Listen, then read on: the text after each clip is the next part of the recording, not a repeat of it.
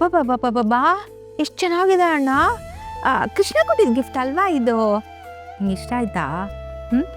ಸುಮ್ಮನೆ ನೋಡ್ತಾ ಇದ್ದೆ ಅಷ್ಟೇ. ಇದು ಫ್ಯಾಬ್ರಿಕ್ಸ್ ಯಾವುದು ಕ್ವಾಲಿಟಿ ಚೆಕ್ ಮಾಡ್ತಿದ್ದೆ ಅಷ್ಟೇ. ಕರೆಕ್ಟ್ ಚೆಕ್ ಮಾಡಲೇಬೇಕು ಅಣ್ಣ. ಅಣ್ಣ ಚೆಕ್ ಮಾಡಬೇಕಾದ್ರೆ ಯಾರೋ ಅದನ್ನು ಮುಟ್ಟಿ ನೋಡ್ತಾ ಇದ್ರು. ನೋಡ್ತಾ ನಗ್ತಾ ಇದ್ರು. ನನಗಿರೋದೇ ಹೀಗೆ ಅಲ್ವಾ, ನಂದು ಆಲ್ವೇಸ್ ಸ್ಮೈಲಿಂಗ್ ಫೇಸ್ ಅಲ್ವಾ. ಗೊತ್ತಾಯ್ತು ಅಣ್ಣ. ಅದೇ ಆವಾಗಲೇ ಕೆಲಸದವ್ರನ್ನ ಕರೆದು ಬಟ್ಟೆ ಹೀಗೆ ಐರನ್ ಮಾಡಬೇಕು, ಹೀಗೆ ಮರ್ಚಬೇಕು ಅಂತ ಯಾರೋ ಹೇಳ್ಕೊಡ್ತಾ ಇದ್ರಲ್ವಾ, ಅಪ್ಪಿ ಅದು ನನ್ನ ಕಿವಿಗೆ ಬಿದ್ದುಬಿಡ್ತಾಣ. ಏನು ಮಾಡೋದು ಹೇಳು? ನೋಡು, ಐರನ್ ಮಾಡೋವಾಗ ಕರೆಕ್ಟಾಗಿ ಹೇಳಲಿಲ್ಲ ಅಂದರೆ ಆ ಫೋಲ್ಡಿಂಗ್ಗಳು ಕರೆಕ್ಟಾಗಿ ಮಾಡಲ್ಲ, ಸುಕ್ಕ ಕಾಣ್ತದೆ. ಅವಾಗ ಹಾಕ್ಕೊಂಡು ಓಡಾಡೋವಾಗ ಚೆನ್ನಾಗಿ ಕಾಣತ್ತಾ? ಕರೆಕ್ಟ್ ಅಣ್ಣ, ಅದಕ್ಕೆ ಹೇಳ್ತಿದ್ದೆ ನಾನು. ನೀನು ಹೇಳಿದ್ಮೇಲೆ ಅದು ಕರೆಕ್ಟೇ ಅಣ್ಣ. ನಾಳೆ ಈ ಬಟ್ಟೆನ ಹಾಕ್ಕೊಂಡು ಲಕ್ಕ ಅಂತ ಬಿಡಿಸ್ತೀಯ ಅಲ್ವಾ? ನಾಳೆ ಮೀಟಿಂಗ್ ಇದೆ, ನಿನಗೆ ಗೊತ್ತು. ಒಳ್ಳೆ ಬಟ್ಟೆ ಹಾಕ್ಕೊಂಡು ಹೋಗ್ಬೇಕು ನಾನು.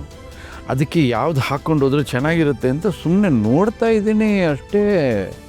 ಹಾಂ ಕರೆಕ್ಟ್ ಅಣ್ಣ. ಅದು ಏನಂದರೆ ಬಟ್ಟೆ ತಾನಾಗೇ ನಿನ್ನ ಕೈಗೆ ಬಂದು ಸೇರ್ಬಿಡ್ತಲ್ವಾ ಅಣ್ಣ? ಈಗ ಏನು ಹೇಳೋಕೆ ಹೊರಟಿದ್ಯಾ ನೀನು? ನಿನಗೆ ಗೊತ್ತಲ್ವಾ, ಬಟ್ಟೆಯಲ್ಲಿ ಒಂದು ಸಣ್ಣ ಸುಕ್ಕಿದ್ರು ಕೂಡ ನಾನು ಅದನ್ನು ಹಾಕ್ಕೊಳ್ಳೋದಿಲ್ಲ ಅಂತ. ಮುನ್ನೆಚ್ಚರಿಕೆಯಿಂದ ನಾನು ನೋಡ್ಕೊಳ್ಬೇಕೋ ಬೇಡವೋ? ನೋಡ್ಬೇಕು ನೋಡೋಣ. ನೋಡು ಅದನ್ನೇ ನೋಡ್ತಿದ್ದೆ ಯಶು. ನೋಡು.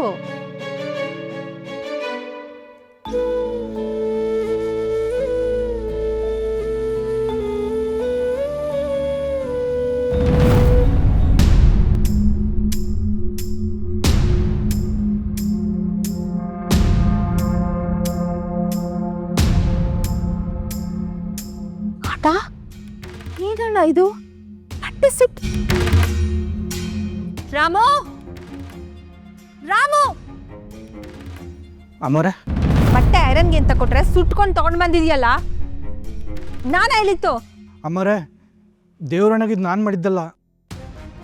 ನೀನ್ ಮಾಡ್ದೆ ಯಾರು ಮಾಡ್ತಾರೆ? ಐರನ್ ಮಾಡಿ ಎಲ್ಲ ನೀಟಾಗಿ ಮಡ್ಚಿಟ್ಟಿದ್ದೆ. ದೇವ್ರಣ್ಣ ಮೇಡಮ್. ಯಶು, ಇಲ್ಲ ಅಣ್ಣ, ಸುಟ್ಟು. ಆಯ್ತು, ಹೋಗು. ಅಯ್ಯೋ ಕೃಷ್ಣ, ಇದು ನಿನಗೆ ಮೊದಲನೇ ಸಲ ತಂದ್ಕೊಟ್ಟ ಗಿಫ್ಟು. ಪರವಾಗಿಲ್ಲ, ಇದು ಅವನು ಗೊತ್ತಾಗೋದು ಬೇಡ. ಅಲ್ಲ ಅಣ್ಣ,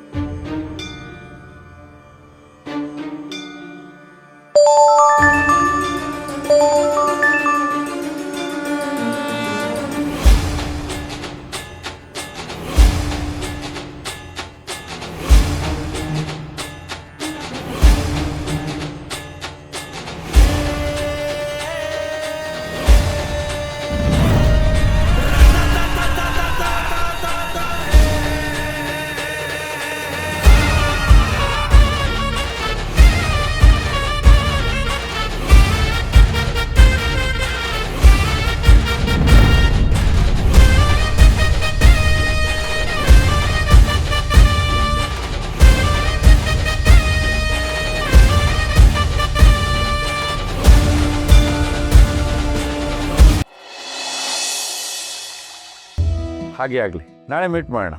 ಓಕೆ, ಥ್ಯಾಂಕ್ ಯು. ಅರೆ ರುಕು, good morning sir. Very good morning ಮಗಳೇ, ಹೇಗಿದೆಯಾ? ಚೆನ್ನಾಗಿದ್ದೀನಿ. ಇವತ್ತು ಅಕ್ಕ ಬಾವ ಜರ್ನಿ ಮಾಡ್ತಿದ್ದಾರಲ್ವಾ, ಅವರಿಬ್ರು ಜರ್ನಿ ಸೇಫ್ ಆಗಿರ್ಲಿ ಅಂತ ಹೋಗಿ ದೇವಸ್ಥಾನದಲ್ಲಿ ಪೂಜೆ ಮಾಡಿಸ್ಕೊಂಡು ಬಂದಿದ್ದೀನಿ. Very good. ನೀವು ತಗೊಳ್ಳಿ ಸರ್. O, thank you. ನಿನಗೆ ವಯಸ್ಸು ಚಿಕ್ಕದಾದರೂ ಭಗವಂತ ಜ್ಞಾನ ಅತಿಯಾಗಿ ಕೊಟ್ಟಿದ್ದಾನೆ. ಮದುವೆ ಆಗಿ ಹೆಣ್ಣುಮಕ್ಕಳು ತವ್ರ ಮನೆಯಿಂದ ಆಚೆ ಹೋದ್ರೆ ಸಾಕು ಹೇಗೋ ಇದ್ಕೊಂಡು ಹೋಗ್ತಾರೆ ಅಂತ ಇರೋ ಈಗಿನ ಕಾಲದಲ್ಲಿ ನೀನು ಮದುವೆ ಆದಮೇಲೂ ಅಕ್ಕನ ನೋಡೋಕೆ ಆಗಾಗ ಬರ್ತೀಯಾ, ಯೋಗಕ್ಷೇಮ ವಿಚಾರಿಸ್ಕೋತೀಯಾ. ನಿನ್ನ ಕಾಳಜಿ ನಂಗೆ ತುಂಬ ಇಷ್ಟ ಆಯಿತು. ಅಕ್ಕನ ಖುಷಿನೇ ನನ್ನ ಖುಷಿ ಸರ್. ಈ ಮನೆಯವ್ರ ಖುಷಿ ಸಹ ನನಗೆ ಮುಖ್ಯ ಆಗುತ್ತೆ. ಅಕ್ಕನಿಗೆ ಹೊಸ ಜೀವನ ಕೊಟ್ಟಿದ್ದೀರಾ, ನನಗೆ ಮನೇಲಿ ಕೆಲಸ ಕೊಟ್ಟಿದ್ದೀರಾ. ಈ ಮನೆಯವ್ರೆಲ್ಲರಿಗೂ ಒಳ್ಳೇದಾಗ್ಲಿ ಅಂತ ಬೇಡ್ಕೊಳ್ಳೋದು ನಾನು ಮಾಡೋಕ್ಕೋಗೋ ಒಂದು ಸಣ್ಣ ಕೆಲಸ ಅಷ್ಟೆ.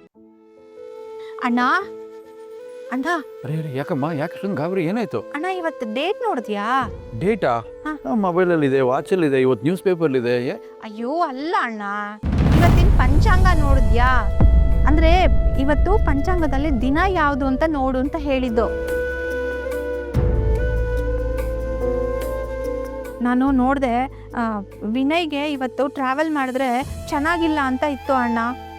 ನೀನು ಯಾವಾಗಮ್ಮ ಪಂಚಾಂಗ ಎಲ್ಲ ನೋಡೋ ಅಭ್ಯಾಸ ಮಾಡ್ಕೊಂಡೆ? ಅಯ್ಯೋ ಅಣ್ಣ, ಮನೆಯಲ್ಲಿ ಯಾರಾದ್ರೂ ಊರಿಗೆ ಹೋಗ್ತಾರೆ, ಇಲ್ಲ ಒಳ್ಳೆ ಕಾರ್ಯಕ್ಕೆಲ್ಲ ಈ ಯಮಗಂಡ ಕಾಲ, ಗುಳಿಕೆ ಕಾಲ, ಒಳ್ಳೆ ಕಾಲ ಇದೆಲ್ಲ ನೋಡ್ಬೇಕಲ್ವಾ ಅಣ್ಣ.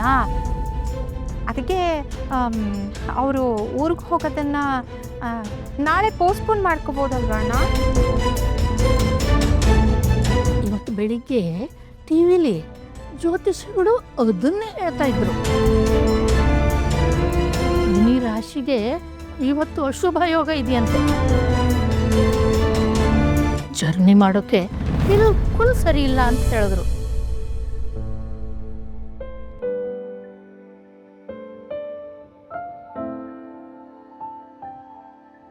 ವಾಟ್ ನಾನ್ ಸೆನ್ಸ್ ಇದಲ್ಲ. ಏನು ದೊಡ್ಡಮ್ಮ ಇದೆಲ್ಲ.